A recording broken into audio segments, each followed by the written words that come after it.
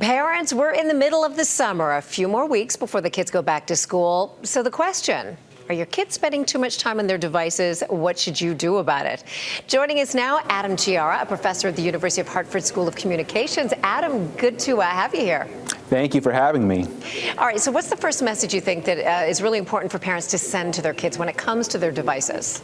Well, first you have to treat it as a privilege, right? So we lump it in as like food or water, it's a necessity, and it's not. You have to make it very clear to your children that this is a luxury, it's an earned privilege. And in this way it also kind of prevents some of those fights, those contention that you have, because normally what we do is we just, a parent will negotiate and say, oh, if you clean your room, if you don't clean your room, you're gonna lose your phone, right? And then you kind of lose track. By making it a privilege, you know that it's a set amount of time that they could have and that they have to earn it to actually be able to be on that device. So well said. Okay, so how do you get your kids to unplug once you identify that?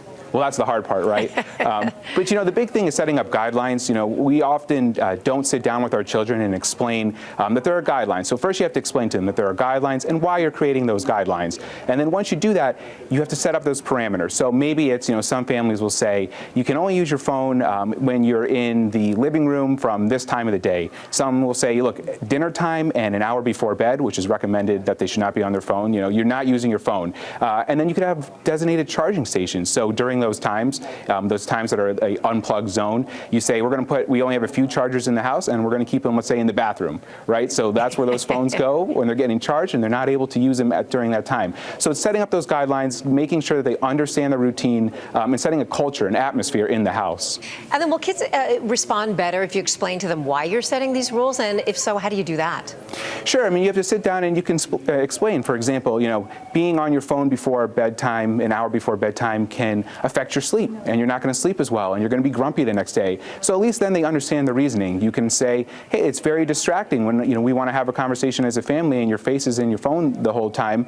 It's very hard for us to connect, and we don't want to have that contention. So I think just in a way, almost talking to them as an adult in this circumstance and just explaining to them that it's not just because you want to be the bad person and just take the phone away. It really helps them then at least process it and hopefully meet you halfway on why you are limiting their device time. And then what about parents? I know you have some advice for parents when it comes to their own screen time. Is it really important for us to model good behavior for the kids? Yeah, we set the example. Tell me if this maybe looks familiar. You're sitting in there and say, hey, Billy, get off the phone, right? What? Never. Yeah, right, exactly. And we sometimes just forget that, A, they see us doing that, and B, it's, if we think the phone is more important than them, then why wouldn't they think that the phone is more important, than what we're saying to them? So it's setting, again, that example and making sure that they see that, hey, we're telling you this is important, and guess what? We're following these rules too. Really, really good reminders. Adam, thanks so much for coming in. We appreciate it. Thank you. I appreciate it.